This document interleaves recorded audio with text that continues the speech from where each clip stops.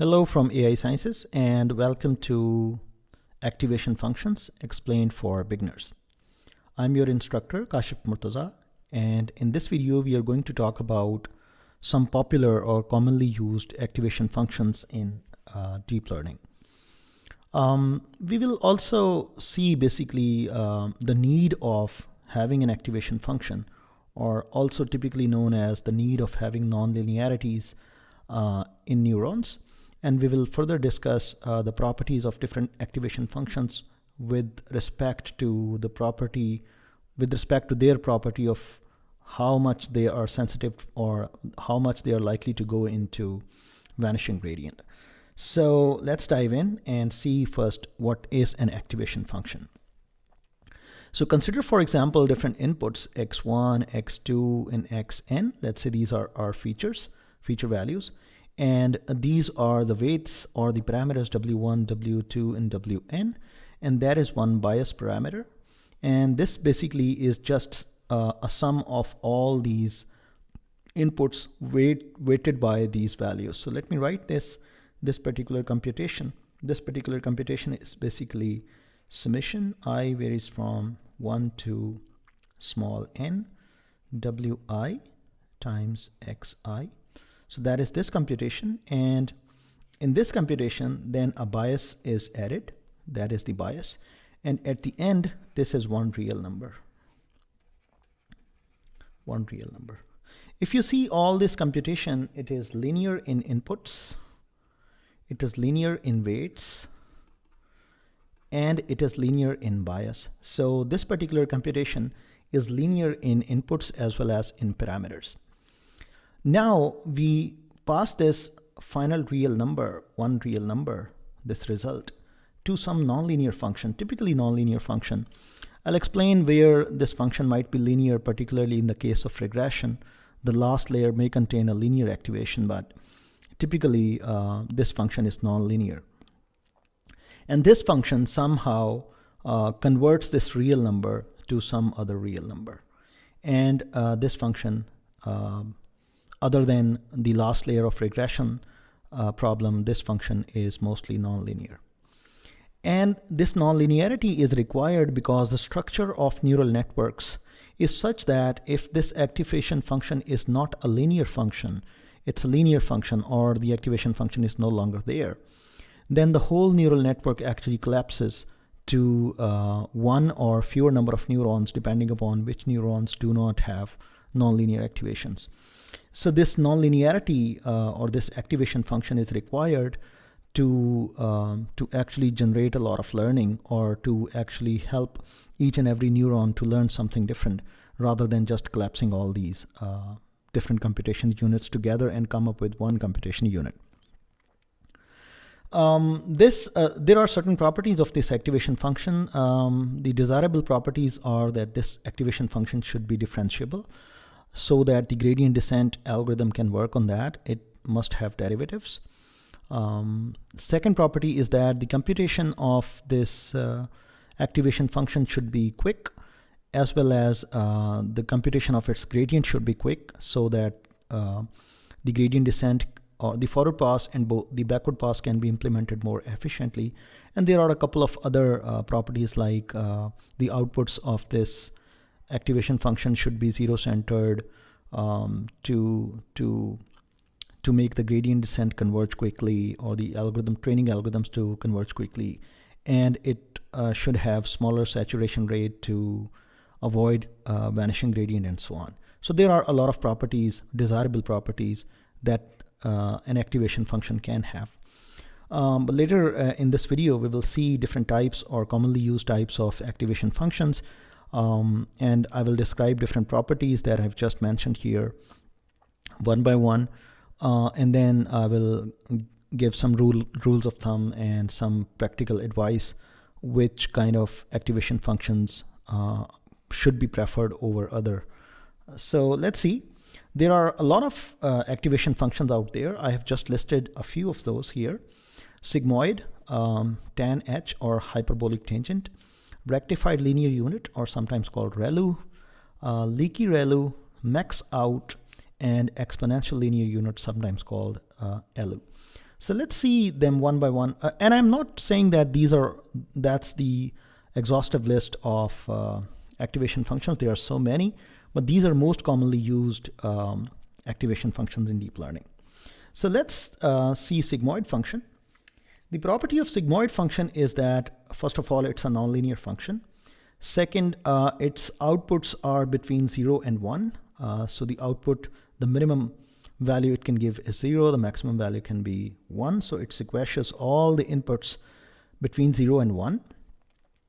And it's historically popular since it has a nice interpretation as saturating the firing rate of a neuron.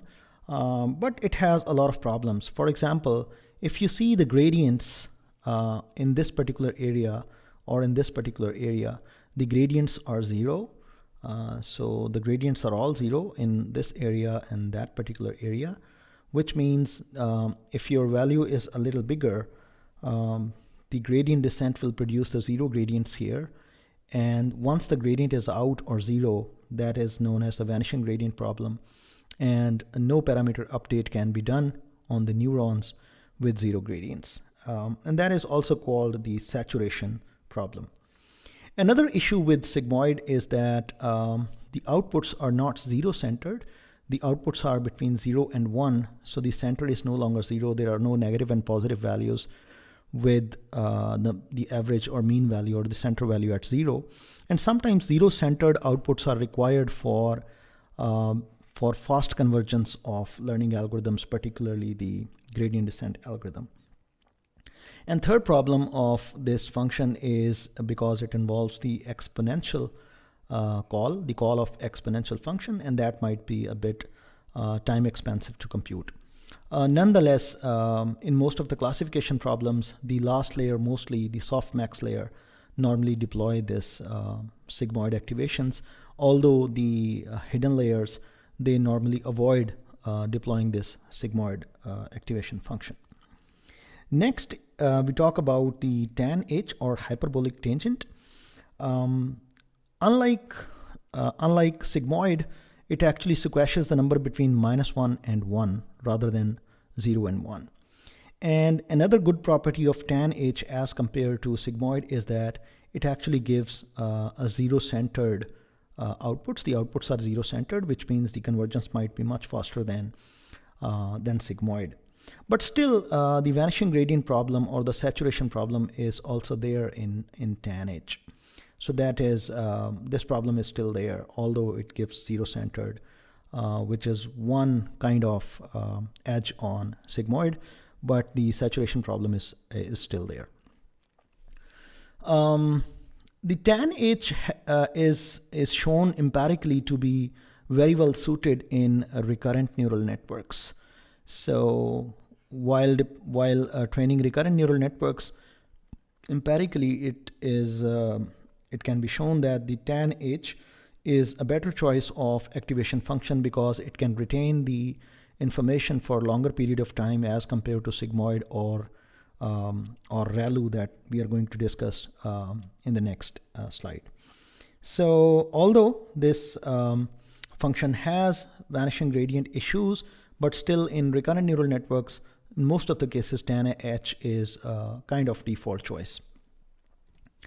Next, we talk about rectified linear unit. One good thing about rectified linear unit is that it is computationally very, very fast to compute. And its derivative is also very fast to compute, with the one exception that we have to think about what should be the derivative at this particular point.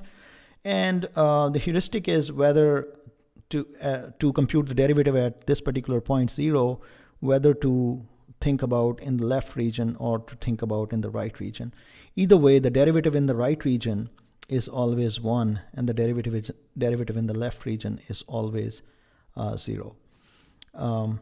It turns out empirically that it is computationally very efficient, converges much faster, and it's biologically plausible than sigmoid. But there is again a problem of saturation in this unit. If any neuron has a value negative, then the ReLU will be 0 and the gradients will be 0 again, and that unit will be called a dead unit and it will never recover.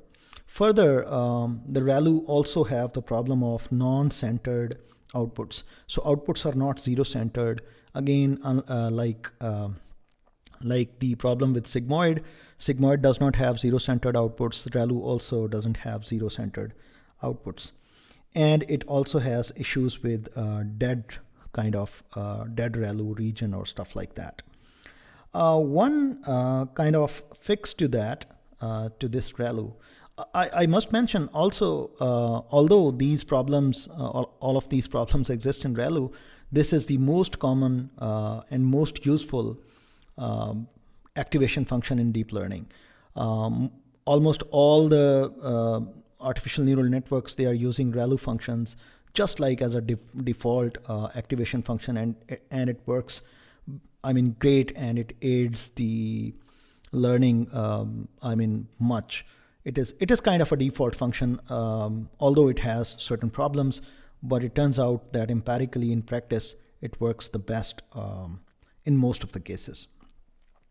However, one fix to this is kind of leaky ReLU, which is rather than taking this region, the negative region, as a region with zero gradient, let's take that region with some gradient, and some learning can happen here. Now, there are a couple of properties for leaky ReLU. For example, one property is that it does not saturate anywhere. The gradient is not zero anywhere. If for example, even if we define this particular point in either right region or left region, the gradient is not zero. It is computationally efficient. It is not hard to compute. Again, the formula is like max some value, let's say some value alpha times x into x. Normally these values are really small values like 0.01 or something like that, but that's the output. It's computationally faster. And there is no dead region. Like dead ReLU, there is no dead leaky ReLU. Although it has nice properties than ReLU, again, I will still say that in practice, most of the people they use, most of the practitioners, they use ReLU instead of leaky ReLU. Next, we talk about exponential linear unit. It has great properties, some of the great properties. First property is that it has all the benefits the ReLU has.